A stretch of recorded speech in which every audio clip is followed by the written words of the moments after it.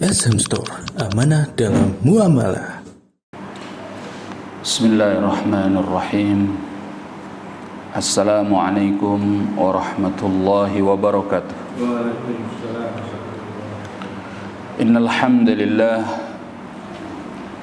nahmaduhu ta'ala wa nasta'inuhu wa nastaghfiruh wa na'udzu billahi min syururi anfusina wa min sayyiati a'malina. Man yahdihillahu fala mudilla lahu wa man yudlilhu fala hadiya lahu. Ashhadu an la ilaha illallah wahdahu la syarika lahu wa ashhadu anna Muhammadan abduhu wa rasuluh. Ya ayyuhalladzina amanu taqullaha haqqa tuqatih wa la tamutunna illa wa antum muslimun. Ya ayyuhalladzina amanu taqullaha wa qulu qawlan sadida yuslih lakum a'malakum wa yaghfir lakum dhunubakum wa man yuti'illaha wa rasulahu faqad faza fawzan 'azima.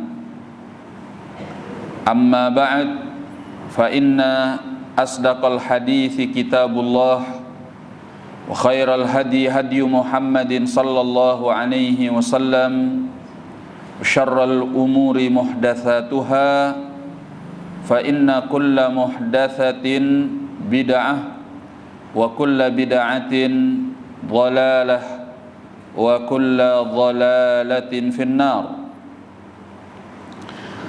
Akhwanil kiram, a'azzani Allah wa iyyakum. Alhamdulillah, pada kesempatan pagi hari ini menjelang siang kita kembali dimudahkan Allah untuk membahas kitab Fadlul Islam karya Syekh Muhammad bin Abdul Wahhab rahimahullahu ta'ala.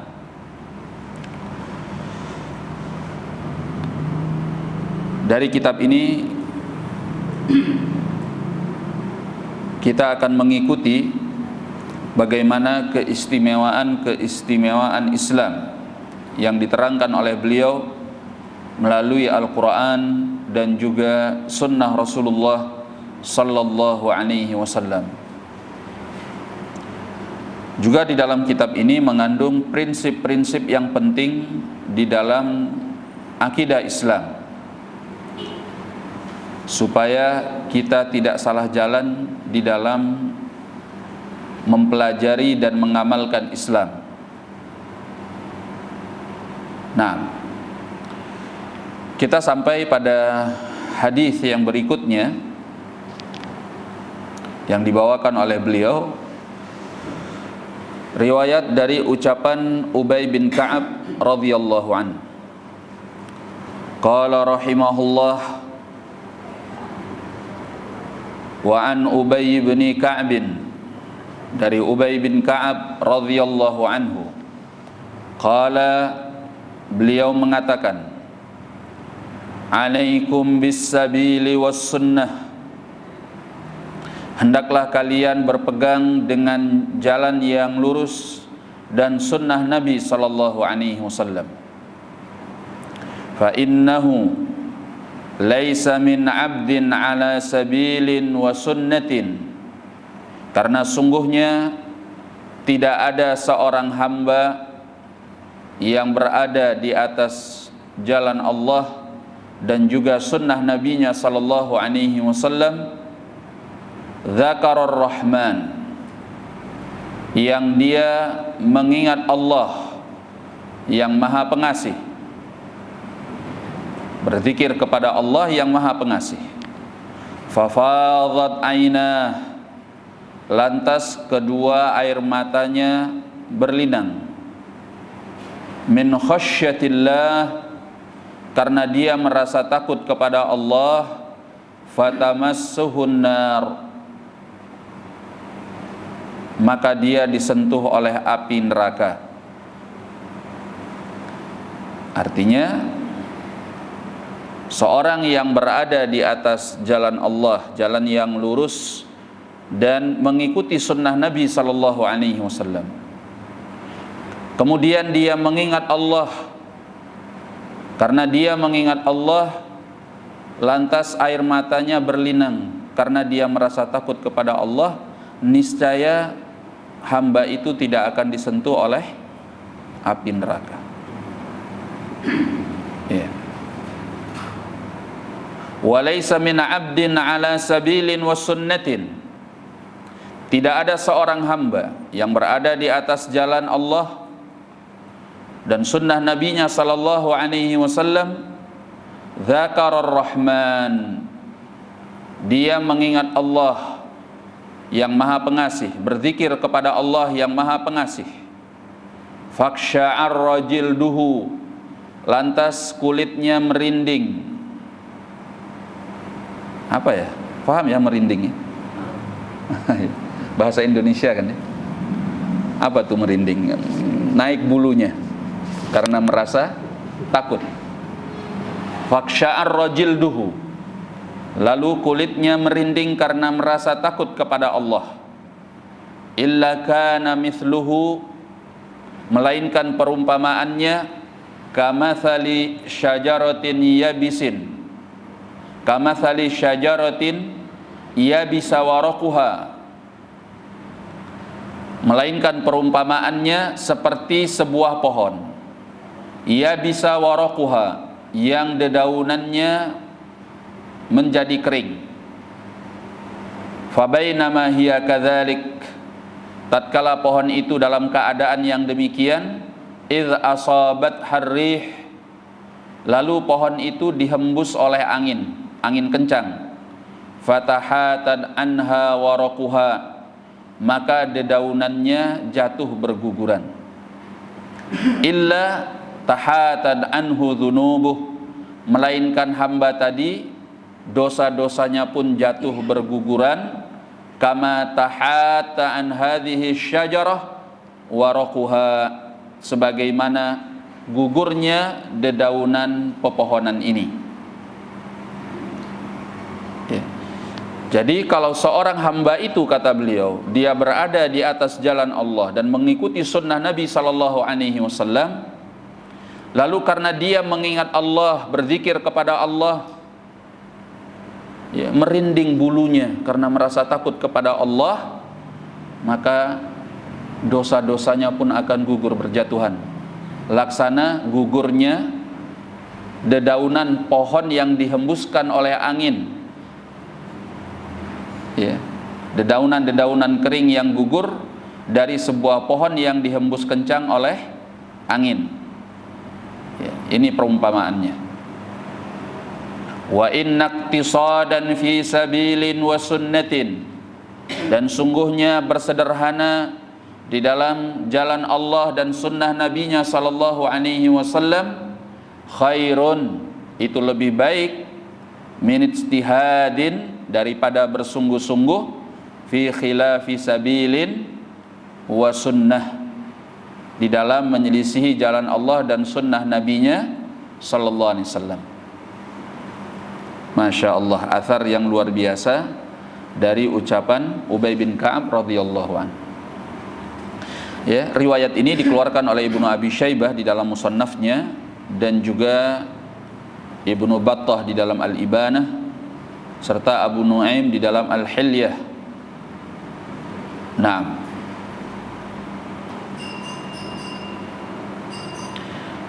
apa pelajaran dari keistimewaan Islam yang bisa kita ambil dari riwayat ini? Ya, riwayat ini menunjukkan bahwasanya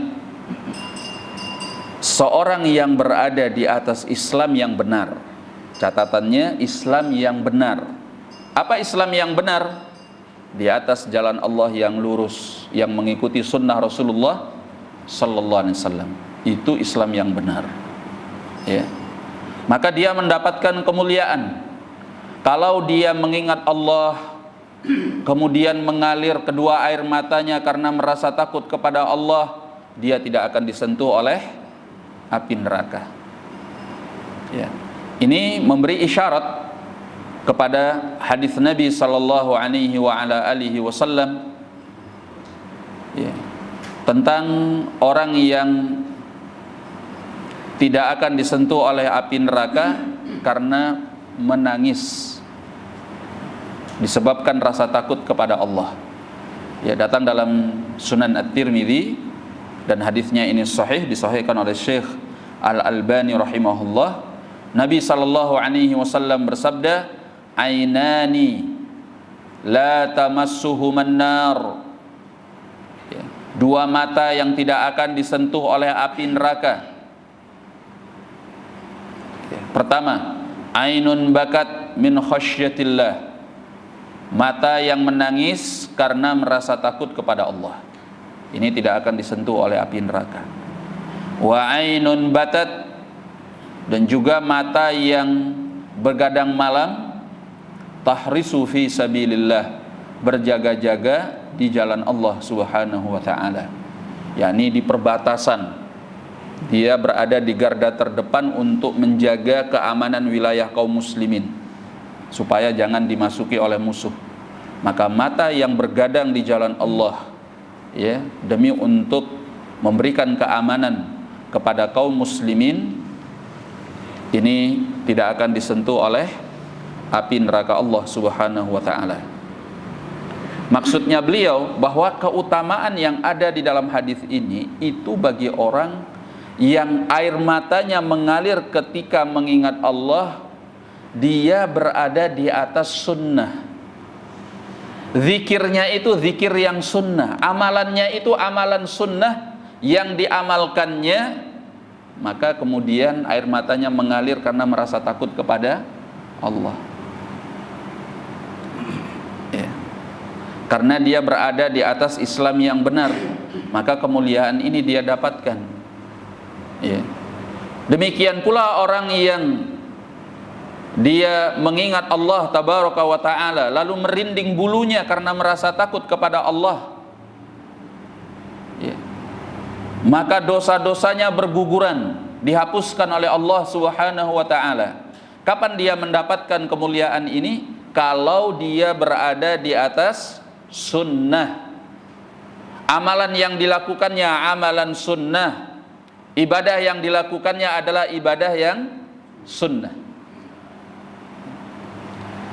Namun kalau seandainya dia berada di atas Islam yang tidak benar, Islam yang mengada-ngada, Islam yang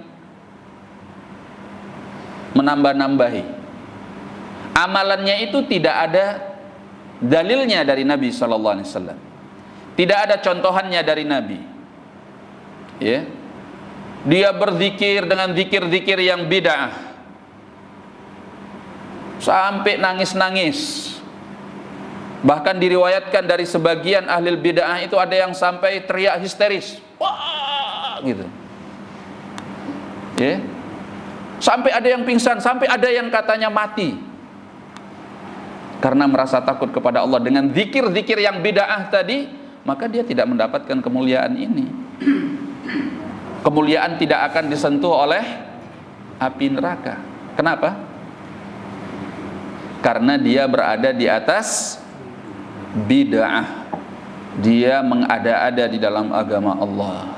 Bukan itu Islam yang disyariatkan, ya, bukan itu Islam yang benar. Maka nggak ada keistimewaannya.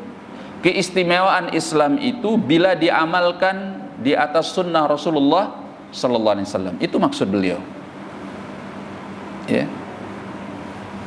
Oleh karenanya kita nggak usah mengada-ada, udah ikuti aja apa yang diajarkan oleh Rasulullah Sallallahu Alaihi Wasallam. Yang nggak diajarkan oleh beliau tinggalkan, ya. Maka yang jarang difahami oleh banyak kaum muslimin pada hari ini, mereka pikir yang menjadi kemuliaan di sisi Allah dengan Islamnya kalau amalnya banyak, ya. maka dia sembarangan di dalam beramal, karena dia pikir yang penting saya mempersiapkan diri dengan amalan yang banyak yang bisa saya pertanggungjawabkan di hadapan Allah. Dia nggak peduli apakah ini ada sunnahnya, ada contohnya, ada dalilnya dari Nabi SAW atau tidak, dia nggak peduli. Nah, ini jadi masalah. Ini yang kemudian nanti di akhirat akan menyesal, amalnya sia-sia. Ya. Maka diterangkan oleh beliau di sini, oleh Ubay bin Ka'ab radhiyallahu an, sahabat yang mulia. Kata beliau bahwa kemuliaan Islam itu kalau Anda berada di atas sunnah, ya, Anda tidak akan disentuh api neraka karena menangis merasa takut kepada Allah kalau Anda berada di atas sunnah. Amalannya itu amalan sunnah, ibadahnya itu ibadah sunnah, bukan yang bid'ah. Ya. Nah, oleh karenanya di akhir dari ucapan beliau, beliau menyatakan wa inna iqtisadan fi sabilin wa sunnatin khairun min ijtihadin fi khilafi sabilin wa sunnatin. Ya, bersederhana di dalam jalan yang digariskan oleh Allah dan sunnah yang diajarkan oleh Nabi sallallahu alaihi wasallam itu lebih baik daripada bersungguh-sungguh di dalam menyelisihi jalan Allah dan sunnah Rasulnya sallallahu alaihi wasallam. Artinya lebih baik daripada bersungguh-sungguh di dalam bid'ah. Ya. Karena kalau kita amalannya banyak, zikirnya masya Allah, sholatnya masya Allah, puasanya luar biasa, ya, amalan-amalannya, wirid-wiridnya itu masya Allah, ya, tapi semua di dalam bid'ah, apa ada nilainya di sisi Allah? Nggak ada.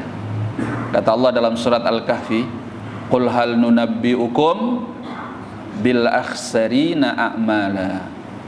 Kata Allah, maukah aku beritakan kepada kalian orang-orang yang merugi amalannya? Alladzina dhalla sa'yuhum fil hayatid dunya wa hum yahsabuna annahum yuhsinuna sun'a. Yaitu kata Allah, orang-orang yang merugi amalannya adalah alladzina dhalla sa'yuhum fil hayatid dunya, segala usaha amalan mereka ketika di dunia ini sia-sia.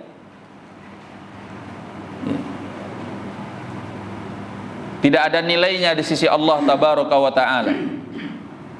Sementara mereka, kata Allah, wahum yahsabun annahum yuhsinuna sun'a, padahal mereka mengira bahwa mereka telah berbuat ibadah dengan sebaik-baiknya. Mereka sangka nih ibadah semuanya bernilai di sisi Allah, ya, makanya mereka semangat mengamalkan ibadah itu. Ternyata Allah katakan ini semua sia-sia. Kenapa? Karena tidak sesuai dengan sunnah Rasulullah sallallahu alaihi wasallam. Makanya bukan yang penting banyaknya amal, tapi amal itu yang penting sesuai dengan sunnah Rasulullah sallallahu alaihi wasallam. Yang kedua, berada di atas keikhlasan. Atau kita balik, ya. Yang pertama bahwa amal itu ikhlas karena Allah. Yang kedua, berada di atas sunnah Rasulullah sallallahu alaihi wasallam. Nah, maka di sejarah masa lampau, ya, ada nih contoh orang-orang yang ibadahnya masya Allah, tapi kata Nabi mereka itu keluar dari agama seperti keluarnya anak panah dari hewan buruan. Siapa itu? Golongan mana? Al-Khawarij, ya, Al-Khawarij. Makanya ketika Nabi sallallahu alaihi wa ala alihi wasallam berbicara tentang orang-orang Khawarij, ya, beliau mengatakan bahwa yahkiru ahadukum salatahu bi salatihim, ya. Beliau mengatakan ini di hadapan sahabatnya.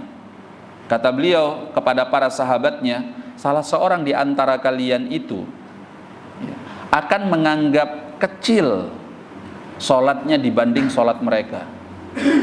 Ya, wasiyamahu bisiyamihim, dan puasanya dibanding puasa mereka. Maksudnya apa? Mereka ini solatnya hebat sekali, puasanya hebat sekali, bahkan mengalahkan solat dan puasanya sahabat.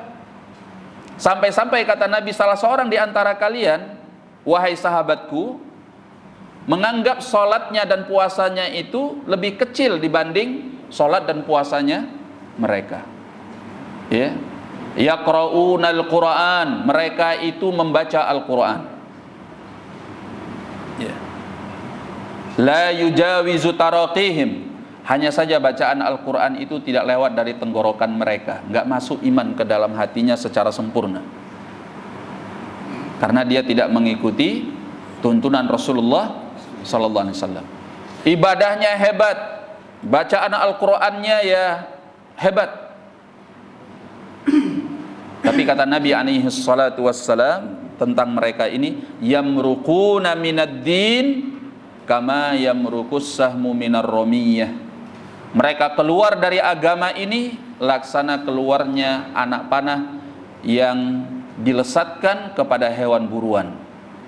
Jadi seolah-olah mereka masuk ke dalam agama tapi kemudian mereka keluar lagi, karena mereka mengamalkan agama ini tidak sesuai dengan tuntunan Rasulullah sallallahu alaihi wasallam. Ya. Makanya orang-orang Khawarij itu ketika ditemui oleh sahabat yang mulia yaitu Abdullah bin Abbas, mereka itu wajahnya pucat-pucat, badannya kurus-kurus gitu. Ya. Sorotan matanya itu kuyu-kuyu. Kenapa? Mereka itu hebat sekali ibadahnya. Kalau di siang hari itu mereka nggak puasa.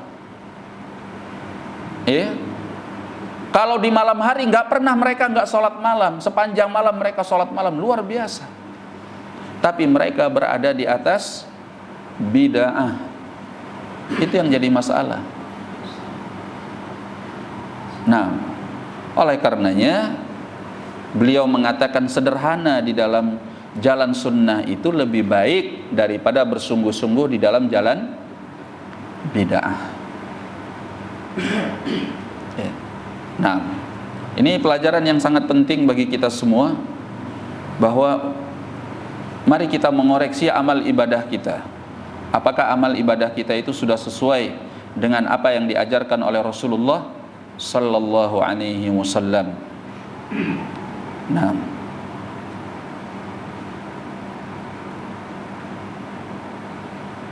saya sudah pernah sebutkan riwayat Al-Imam A'mash rahimahullah. Iya kan? Ingat? Sudah saya sebutkan belum? Tentang Al-Imam A'mash, Sulaiman bin Mihran rahimahullah. Yang suatu ketika ada orang yang beramal, beribadah dengan ibadah yang bid'ah, amal yang bid'ah. Lalu beliau rahimahullah,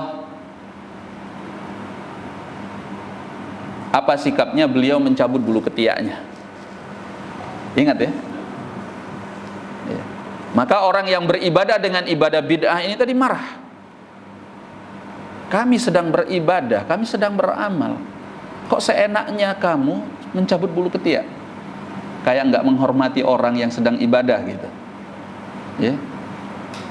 Apa katanya Al-Imam A'mash rahimahullah? Dia katakan, engkau alal bid'ah, engkau itu sedang berada di atas bid'ah. Beribadah dan beramal sesuatu yang tidak diajarkan oleh Nabi sallallahu alaihi wasallam. Ya. Percuma, sia-sia apa yang kau lakukan itu. Kalau aku ini cabut bulu ketiak, aku ini mengamalkan sunnah. Cabut bulu ketiak sunnah enggak? Sunnah Nabi sallallahu alaihi wasallam. Ya, termasuk dari sunanul fitrah yang 5. Apa sunanul fitrah yang 5? Memendekkan kumis, kemudian mencabut bulu ketiak. Lah jangan sampai nggak hafal, ini kan sunnah Rasulullah sallallahu alaihi wasallam.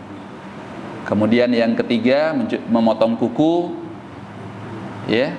Kemudian mencukur bulu kemaluan. Kemudian yang kelima khitan, sunat. Bahasa kita sunat. Ya. Maka ini sunanul fitrah. Nah, daripada beribadah dengan sholat yang bid'ah, ya, dengan zikir yang bid'ah, ya lebih baik cabut bulu ketiak. Mencabut bulu ketiak itu amalan yang sunnah, sunanul fitrah yang diajarkan oleh Rasulullah sallallahu alaihi wasallam. Nah, memang di masa itu adalah masa keemasan Islam, ya. Sunnah Rasulullah sallallahu alaihi wasallam itu masih dipegang kuat oleh generasi salaf, orang-orang terdahulu dari kalangan sahabat tabi'in dan atba'ut tabi'in. Kalau sekarang kita seperti ini digebuki sama orang, ya, makanya hati-hati, jangan sembarangan untuk salah menerapkan riwayat-riwayat dari salaf. Kadang kita harus tahu juga sikontupat namanya, situasi, kondisi, waktu dan tempat. Kalau sekarang kita amalkan ini, waduh, bubar, ya. Yang penting bagi kita adalah pelajarannya, bahwa bersungguh-sungguh di dalam bid'ah itu tidak ada gunanya. Itu pelajaran pentingnya, itu yang kita ambil, ya. Bahwa yang bermanfaat bagi kita adalah berada di dalam sunnah, walaupun mungkin tidak seberapa amalan yang kita lakukan. Ini pelajaran yang sangat penting. Taib. Jadi ahlus sunnah itu nggak usah minder dengan ibadah-ibadahnya ahlul bid'ah. Mereka ada ritual ini, ada ibadah ini, ada peringatan ini, ada zikir ini, ada wirid ini, segala macam. Kok ahlus sunnah enggak ya? Kok enggak ada kayak gitu-gitu ya? Ya enggak usah minder, biarin aja, ya. Karena bagi ahlus sunnah kita diajarkan untuk sesuai dengan sunnah Rasulullah sallallahu alaihi wasallam. Nah, sederhana di dalam sunnah itu lebih baik daripada bersungguh-sungguh di dalam bid'ah. Baik, kita lanjutkan kepada athar yang berikutnya. Jadi di mana letak kemuliaan, keistimewaan Islam di dalam riwayat ini? Bahwa keistimewaan Islam itu berada ketika seorang sesuai dengan petunjuk Allah dan sunnah Rasulullah sallallahu alaihi wasallam, ya. Maka zikirnya yang menyebabkan dia mengucurkan air mata karena merasa takut kepada Allah, dia mendapatkan kemuliaan tidak disentuh oleh api neraka, ya. Atau ketika dia berzikir kepada Allah kemudian merinding bulu kulitnya karena merasa takut kepada Allah sehingga gugurlah dosa-dosanya, kalau dia berada di atas sunnah, di atas ajaran Rasulullah sallallahu alaihi wasallam. Taib. Nah, sekarang ini kan banyak juga orang-orang yang zikir. Antum tahu nggak zikir-zikir yang bid'ah-bid'ah itu? Sampai ada yang ngeri kan? Pernah lihat ada yang zikirnya itu sampai wah goyang semua, ya. Sak majelis, sak masjid gitu. Kan videonya sempat viral gitu, ya. Mereka zikir goyang semua, kayak jadi kayak ada gempa gitu. Ya. Subhanallah. Sampai ada yang kayak kesurupan gitu. Nah, belakangan ada juga yang viral itu videonya, sholat. Pernah lihat? Jadi sholatnya itu kayak orang joget. Jemaahnya ada imamnya, ada makmumnya laki, ada makmumnya perempuan, semuanya gini. Begini nih gerakannya nih. Dalam keadaan berdiri, semuanya dari awal sholat sampai akhir sholat. La ilaha illallah. Itulah bid'ah. Bid'ah itu awalnya kecil, kalau dibiarkan maka lama kelamaan menjadi nggak terbendung lagi. Sampai ujungnya adalah kekafiran dan sampai pada tingkat akan menumpahkan darah kaum muslimin. Dulu di masa, pernah saya sebutkan juga riwayat ini, ya, di dalam Muqaddimah Sunan Ad-Darimi disebutkan riwayat tentang Abdullah bin Mas'ud yang menegur orang-orang yang sedang berkumpul dengan zikir yang tidak diajarkan oleh Nabi sallallahu alaihi wasallam. Jadi mereka berkumpul untuk zikir dengan dikomandoi oleh satu orang. Ya, jadi yang memimpin zikir mengatakan, mari kita bertasbih. Maka mereka dipimpin oleh pimpinan jemaah zikir ini bertasbih 100 kali, dikomandoi. Subhanallah, subhanallah, subhanallah, subhanallah, subhanallah, seperti itu. Kemudian mereka bertahmid, mengucapkan alhamdulillah 100 kali, takbir 100 kali. Ini kan nggak diajarkan, nggak pernah dilakukan oleh Nabi SAW dan para sahabatnya radhiyallahu anhum. Ketika berita ini sampai kepada Abdullah bin Mas'ud, maka Abdullah bin Mas'ud itu bergegas keluar dari rumahnya dan beliau mendatangi masjid. Beliau tegur mereka. Beliau mengatakan bahwa Nabi Muhammad SAW pakaiannya belum lusuh, artinya bejananya belum pecah, artinya beliau baru saja meninggal dunia. Ya, tapi kalian sudah melakukan ini. Apa yang tidak diajarkannya, apa yang tidak disyariatkannya oleh beliau sallallahu alaihi wasallam. Lalu kata Abdullah bin Mas'ud, kemungkinan kalian hanya punya dua dari salah satu apa yang beliau sebutkan. Ya, bisa jadi apakah kalian ini sedang membuka pintu kesesatan?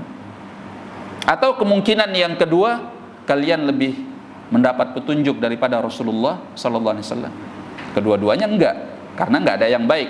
Kalau mereka mengatakan lebih mendapat petunjuk dari Nabi sallallahu alaihi wasallam, ya ini kekafiran. Masa Nabi lebih tidak tahu tentang agama dibanding mereka? Ya. Tinggal pengakuan yang kedua, tidak mau mereka tidak akan bisa menghindar bahwa ini sedang membuka pintu kesesatan, tapi mereka enggak mau mengakui. Kata mereka kepada Abdullah bin Mas'ud, ya Aba Abdurrahman, ma nuridu illal khair. Wahai Abu Abdurrahman, kami melakukan amalan ini yang kami maksud adalah baik. Nah ini kan persis banget kayak orang sekarang. Kan niatnya baik, kan maksudnya ibadah. Masa orang ibadah disalah-salahkan, disesat-sesatkan, ya, dikatakan masuk api neraka. Lah ini kan orang sedang ibadah, sedang sholat, sedang zikir. Bukan ibadahnya yang dipermasalahkan. Ya, ibadah itu bagus, tapi harus sesuai dengan sunnah Rasulullah sallallahu alaihi wasallam. Ya, mengada-adanya ini yang jadi masalah. Maka kata Abdullah bin Mas'ud, wa kam min muridin lil khairi lan yusibah. Betapa banyak orang yang menginginkan kebaikan tapi dia tidak memperoleh kebaikan itu. Artinya nggak cukup hanya ingin. Anda kalau ingin baik, jalannya juga harus baik. Ya. Masa mau membantu orang-orang miskin caranya merampok orang lain, kayak Robin Hood gitu kan ya. Merampok untuk membantu orang-orang miskin. Kan nggak benar, Islam nggak kayak gitu. Ya. Kalau niatnya baik, maka jalannya harus baik. Ya. Kalau niatnya baik, jalannya buruk, nggak boleh, itu tetap buruk. Ya, Islam itu tidak menghalalkan segala cara. Kalau memang niatnya ibadah kepada Allah, zikir kepada Allah, caranya harus sesuai dengan tuntunan Rasulullah sallallahu alaihi wasallam. Jangan menghalalkan segala cara. Itu bukan caranya Islam. Ya. Tahu nggak, orang-orang yang tadi mereka berzikir di dalam halaqah ini disebutkan oleh periwayat hadis, ya, mereka berada di saf, di barisan pasukan Khawarij pada peperangan Nahrawan, ya, berperang melawan para sahabat Rasulullah sallallahu alaihi wasallam. Artinya apa? Jangan dianggap remeh bid'ah itu. Awalnya kecil, modelnya cuma zikir dengan yang bid'ah. Tapi ujung-ujungnya menghalalkan darah, menumpahkan darah. Mereka ini awalnya kelihatan cuma zikir, tapi pada akhirnya mereka gabung sama Khawarij untuk menumpahkan darah para sahabat Rasulullah sallallahu alaihi wasallam. Ngeri kan? Ya. Jadi sebetulnya yang radikal itu bukan orang yang mengamalkan sunnah. Orang yang mengamalkan sunnah itu sedang mengajak manusia untuk berislam yang penuh dengan kasih sayang sesuai dengan yang diajarkan oleh Rasulullah sallallahu alaihi wasallam. Yang radikal itu orang-orang bid'ah ini radikal. Ya, makanya mereka menghalalkan segala cara untuk menumpas ahlus sunnah. Kalau mereka bisa. Ya. Nah, Ahlus Sunnah nggak mau. Pernah Ahlus Sunnah membubarkan kajian? Nggak pernah. Iya kan? Antum pernah ikut demo membubarkan kajian? Pernah? Nggak pernah. Ahlus Sunnah nggak pernah membubarkan kajian orang. Ahlus Sunnah nggak pernah menghalalkan darah sesama kaum muslimin, ya, menghasut orang untuk benci. Yang dilakukan Ahlus Sunnah hanya mengajarkan sunnah Rasulullah Sallallahu Alaihi Wasallam. Baik, ini fakta sejarah, ya, di mana lahirnya aliran-aliran bid'ah, sekte-sekte bid'ah dengan berbagai macam kelompoknya ini sudah membanjiri umat Islam dengan darah yang ditumpahkan. Ya, semua itu karena bid'ah. Termasuk banjir darah yang terjadi di Baghdad. Baghdad itu pernah banjir darah.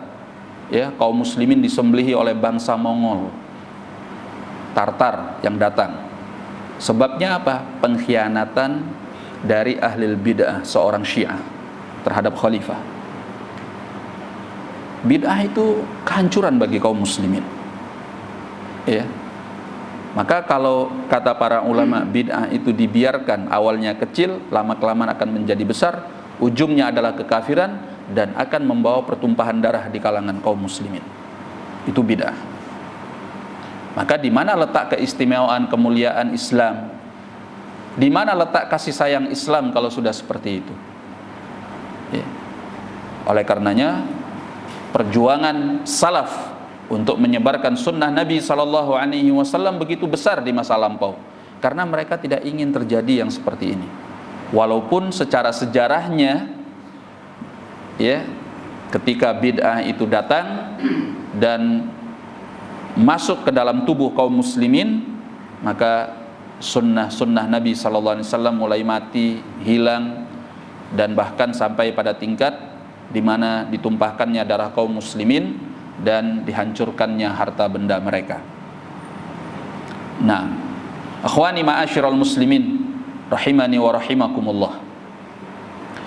Riwayat yang berikutnya, qala rahimahullah wa an Abi Darda radhiyallahu anhu qala, dari Abi Darda radhiyallahu an, beliau berkata, ya habbadha naumul akyasi wa iftaruhum, alangkah indahnya tidurnya orang-orang yang cerdas dan berbukanya mereka. Kaifa yaghbanuna sahral hamqa wa siyamahum, bagaimana mereka bisa memperdaya, lebih menguntungkan dibanding bergadang malamnya orang-orang dungu dan puasanya mereka. Maksudnya apa dari ucapan ini? Orang-orang cerdas, orang-orang pintar yang mau hanya beragama sesuai dengan tuntunan Rasulullah SAW. Dia beragama hanya sesuai dengan sunnah Nabi, ya. Tidurnya dia dan tidak berpuasanya dia itu lebih baik daripada bergadang malamnya orang-orang yang bodoh, orang-orang yang dungu, kata beliau, yang tidak mengamalkan sunnah Nabi SAW. Tapi ibadahnya itu ibadah-ibadah bid'ah. Dia bergadang malam dengan ibadah-ibadah bid'ah, ya. Dan dia berpuasa dengan puasa yang bid'ah, ya. Ini hampir semakna dengan yang tadi. Untuk apa Anda bergadang malam kalau ibadahnya bid'ah? Untuk apa Anda puasa kalau puasanya bid'ah? Lebih baik tidur kalau tidurnya itu di atas sunnah. Nggak usah begadang malam, ya. Amalkan aja seperti sunnah Nabi SAW. Bangun di sepertiga malam terakhir, beramal dengan amalan sholat malam yang sunnah, daripada Anda menghabiskan semalaman suntuk dengan amalan yang bid'ah. Itu maksud beliau, ya. Untuk apa Anda membuat diri Anda capek di dalam melaksanakan puasa, tidak makan, tidak minum, kalau puasanya itu puasa bid'ah? Lebih baik nggak usah puasa kalau bid'ah. Nah,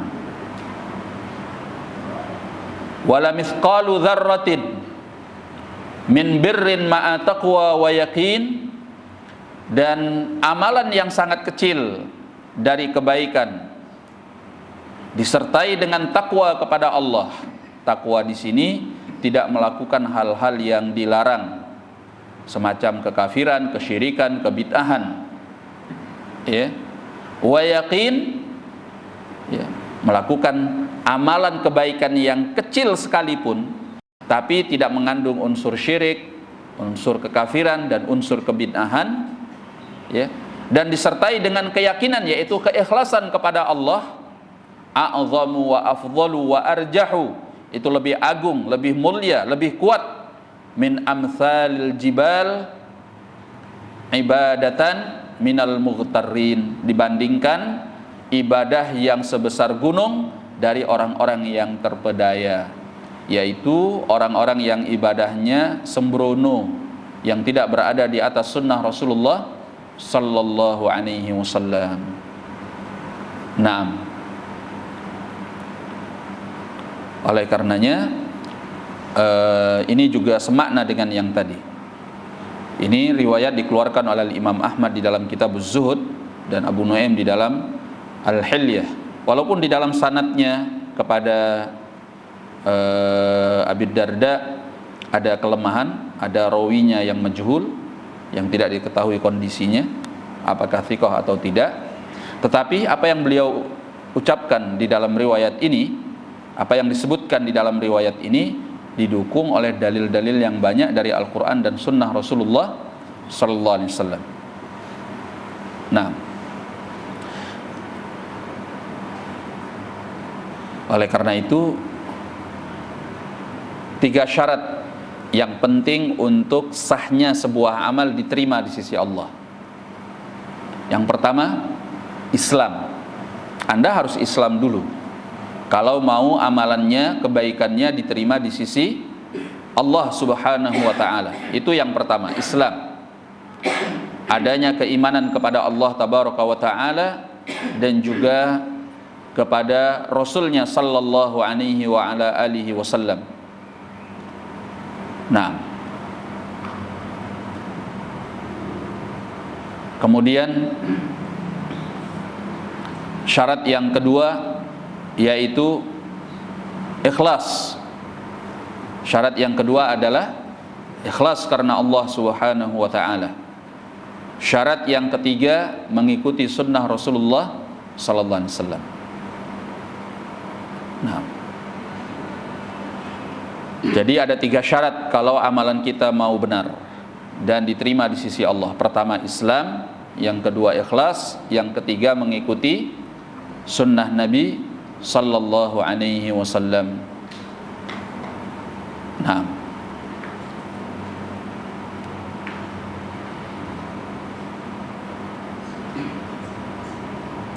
akhwani ma'asyiral muslimin rahimani wa rahimakumullah. Jadi dari riwayat yang kita baca menunjukkan bahwasanya penting sekali seorang hamba itu bukan fokusnya hanya sekedar kepada ibadah, tapi sebelum dia melaksanakan ibadah, dia harus fokus apakah amalannya sesuai dengan sunnah Nabi atau tidak, supaya ibadahnya itu tidak sia-sia sebagaimana yang tadi dijelaskan. Nah, dan besarnya sebuah amalan itu jangan dilihat dari ritual fisiknya. Besarnya nilai sebuah amalan jangan dilihat dari jangan dilihat dari ritual fisiknya, tapi dilihat kepada apa yang ada di dalam hatinya. Ya.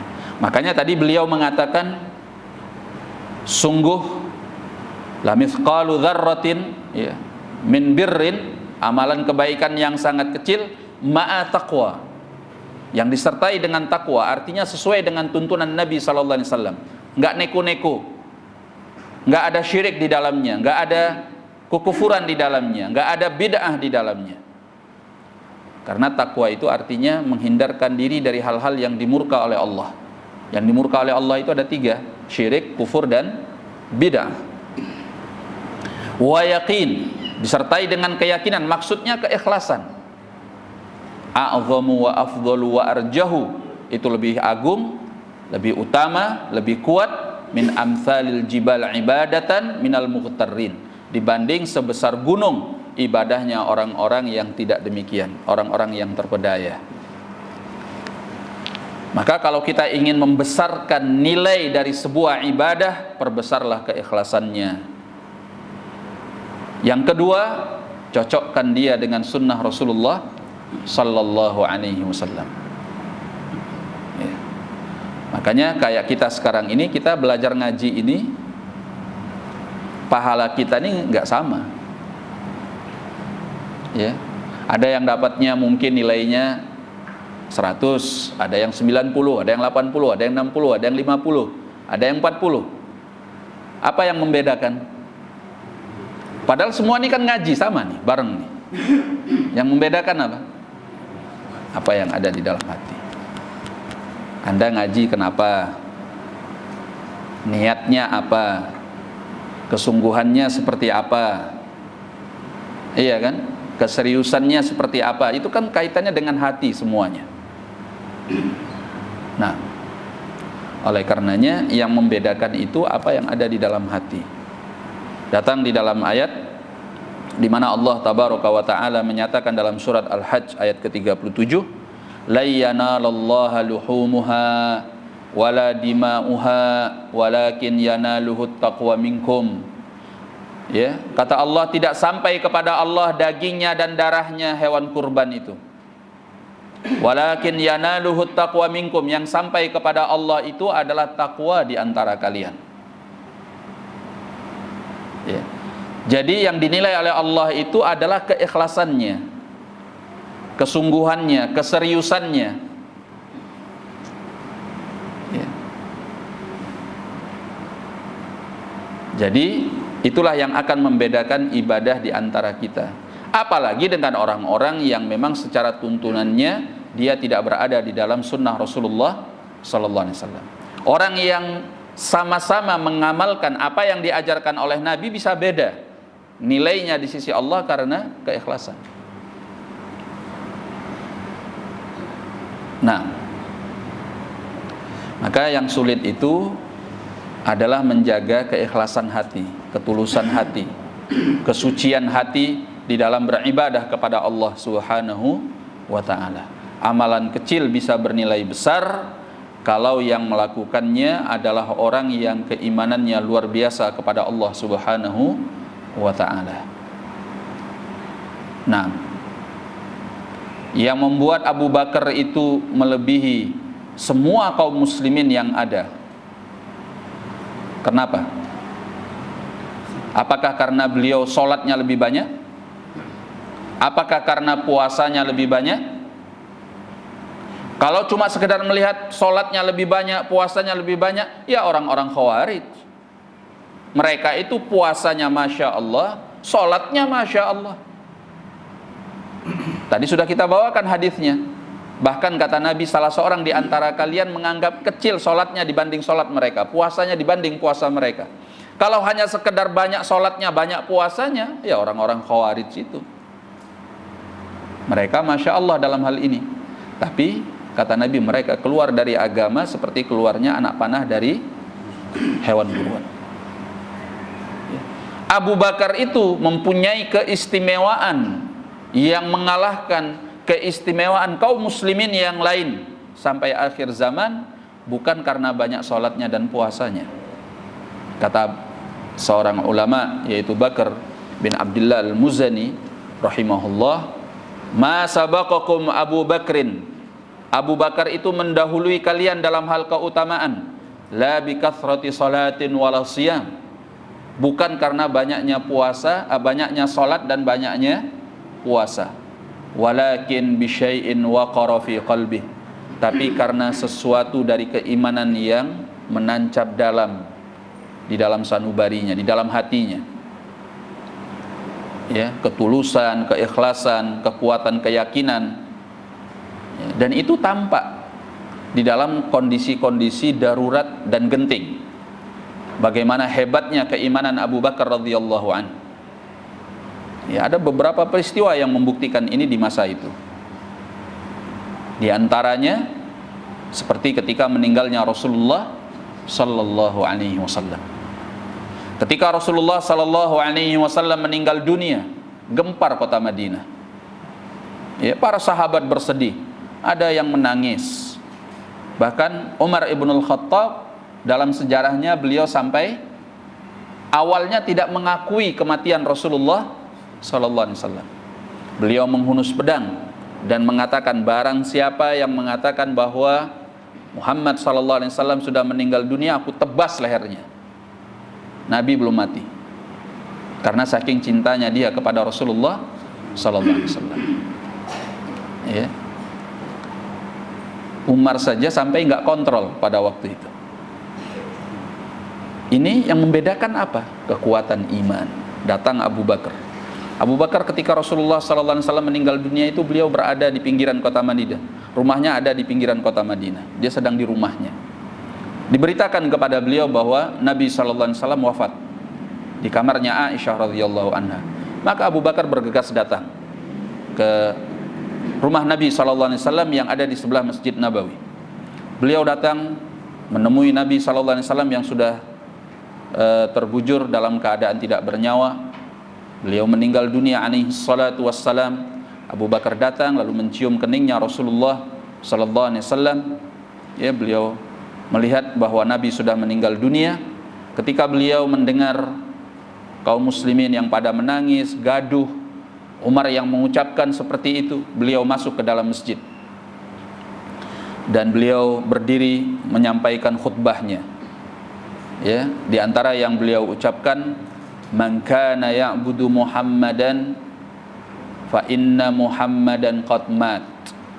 Barang siapa yang mengibadahi Muhammad sallallahu alaihi wasallam, ketahuilah bahwa Muhammad itu sudah mati, sudah meninggal dunia. Wa man kana ya'budullah fa innallaha hayyun la yamut. Barang siapa yang mengibadahi Allah, maka Allah itu adalah zat yang maha hidup dan tidak pernah mati. Lalu beliau membawakan firman Allah dalam surat Ali Imran, wa ma kana Muhammadun illa rasul. Tidaklah Muhammad itu melainkan seorang rasul. Ya, qad khalat min qablihir rusul, telah berlalu sebelum beliau rasul-rasul yang lain. Afa immata au qutilan qalabtum ala aqabikum, kata Allah, apakah kalau dia meninggal dunia atau dia terbunuh, kalian akan berpaling ke belakang? Wa may yanqalib ala aqibaihi falay yadhurrullaha syai'a wa sayajzillahu syakirin. Barang siapa yang berpaling ke belakang setelah meninggalnya Nabi sallallahu alaihi wasallam, maka dia tidak akan bisa membahayakan Allah sedikit pun, dan Allah akan membalas orang-orang yang bersyukur.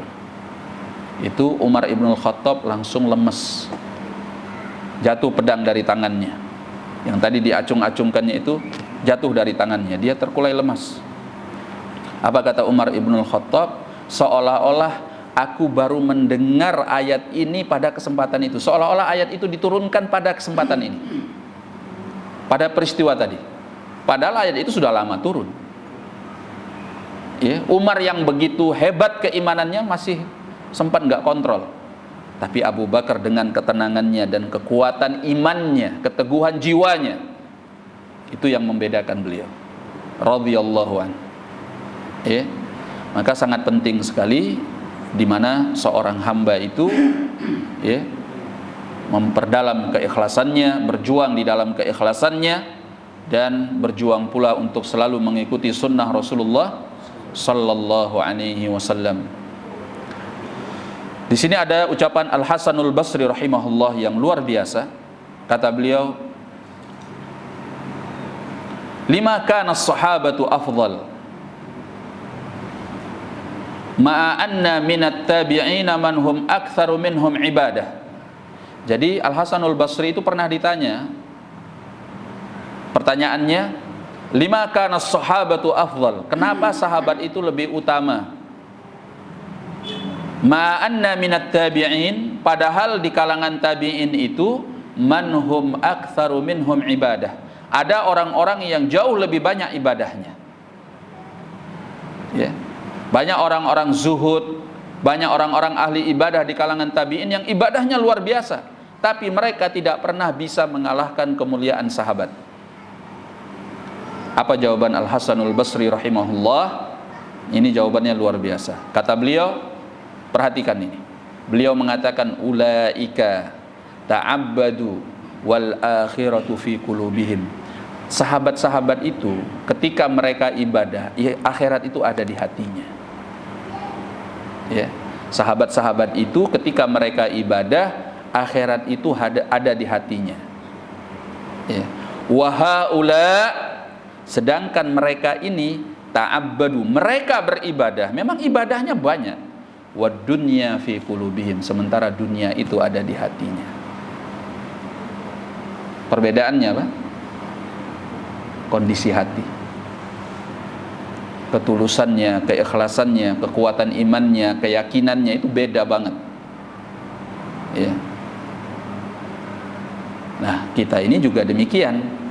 Makanya kita nggak akan pernah bisa mengalahkan kemuliaan salaf, orang-orang terdahulu, karena mereka itu ibadahnya lebih tulus, lebih ikhlas, lebih dengan kekuatan iman yang mendalam dibanding kita. Kita ini cuma kulit-kulitnya saja. Ya, banyak ritual-ritual kita itu tidak disertai dengan hati yang begitu mendalam di dalam mencintai Allah, di dalam kekuatan keikhlasan kepada Allah Subhanahu wa taala. Lebih kepada rutinitas. Iya.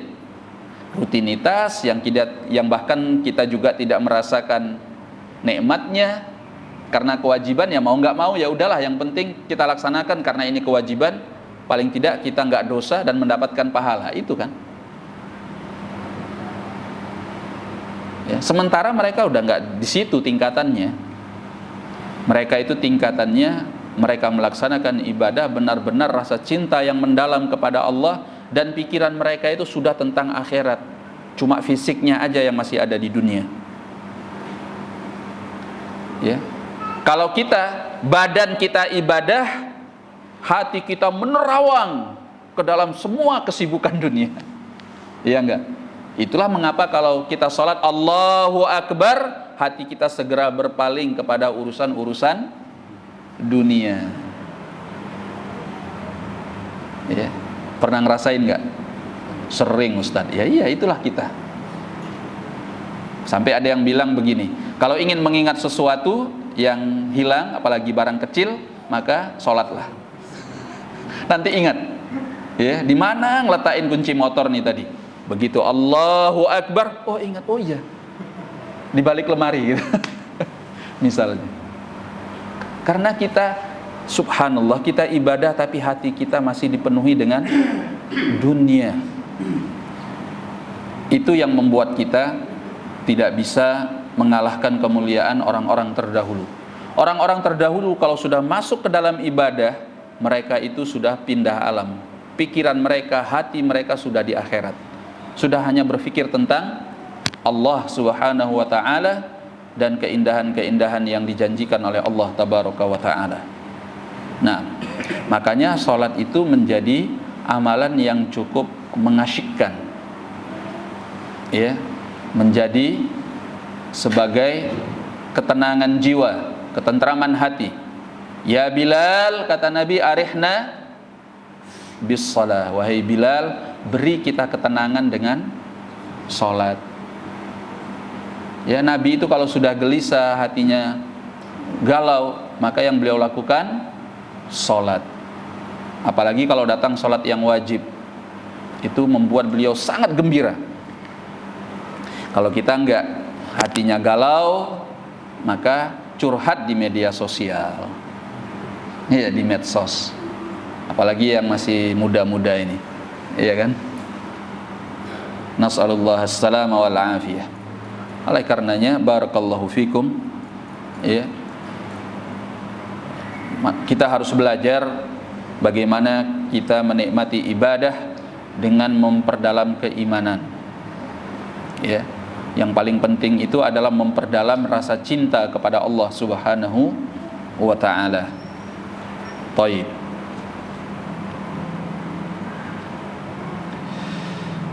Akhwani ma'asyiral muslimin rahimani wa rahimakumullah. Jadi keindahan Islam itu didapatkan selama seorang berada di dalam keikhlasannya dan mengikuti sunnah Rasulullah sallallahu alaihi wasallam. Enggak ada hidup yang lebih indah daripada keislaman yang berada di dalam keikhlasan dan di dalam bimbingan Rasulullah sallallahu alaihi wasallam. Antum mungkin boleh tanya kepada setiap orang yang hidupnya tidak diberi hidayah oleh Allah dengan hidayah ikhlas dan sunnah. Dia tenggelam di dalam terpaan-terpaan syahwat dunia dengan berbagai pemikiran-pemikiran yang menyesatkan dia. Coba tanya mereka, apa yang mereka rasakan ya, dari kegalauan-kegalauan dunia yang ada ini. Nah, maka ini adalah nikmat besar yang diberikan oleh Allah Subhanahu wa ta'ala ketika seorang hamba ditemukan oleh Allah dengan jalan sunnah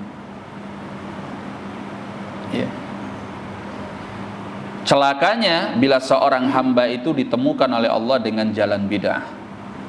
Habis tenaganya, pikirannya, waktunya, bahkan dananya untuk jalan bid'ah. Ya, yang sangat disayangkan, dia kira amalannya banyak. Ketika dia bertemu dengan Allah, Allah jadikan semuanya habaan manthura. Ibarat debu yang diterbangkan, gak ada nilai. Ya. Nas'alullah as-salamah wal afiyah. Itulah ibadahnya yang beliau katakan sebagai ibadah al-mughtarrin, orang-orang yang terpedaya. Ya. Nah, maka urutan syaitan dalam menggoda manusia itu, kata Ibnul Qayyim, kan ada tingkatan-tingkatannya. Pertama, yang paling parah, kalau syaitan bisa menggoda orang itu dengan kekafiran dan kesyirikan. Itu paling parah. Ini udah nggak ada tandingannya. Nah, kalau syaitan tidak mampu membuat dia jatuh ke dalam kekafiran dan kesyirikan, maka turun kepada yang di bawahnya. Apa itu? Yang lebih ringan adalah bid'ah. Ya. Naam. Dan dinyatakan oleh as-salaf, di antaranya Sufyan ats-Tsauri rahimahullah, bahwa asy-syaitan al-bid'ah ahabbu ila syaitan minal ma'siyah. Ya, bid'ah itu lebih disukai oleh syaitan daripada maksiat. Orang bermaksiat kalau ditegur dia ngaku salah enggak? Ngaku salah. Orang yang bermaksiat itu di dalam hatinya dia mengakui kekotoran dirinya karena dia berbuat dosa. Tapi kalau orang bid'ah enggak ngaku salah. Orang ibadah kok disalah-salahkan, orang ibadah kok disesat-sesatkan, gitu kan? Nah, itulah. Makanya datang dalam riwayat Al-Imam Ahmad rahimahullah, di mana Nabi SAW menyatakan, innallaha la yaqbalu taubata sahibi bid'ah. Allah tidak menerima taubatnya pelaku bid'ah. Maksudnya apa, kata Al-Imam Ahmad? Annahu lam yuwaffaq ila sunnah, annahu lam yuwaffaq ila taubah. Orang yang jatuh ke dalam bid'ah itu tidak akan diberi hidayah oleh Allah untuk bertaubat. Itu maksudnya. Kenapa? Karena dia nggak ngerasa salah, dia nggak ngerasa sesat. Ya bagaimana mau disesatkan, orang dia ibadah kok. Ya, dan itulah kenyataannya sekarang. Makanya kalau disampaikan kepadanya sunnah, dia marah. Iya, dia marah.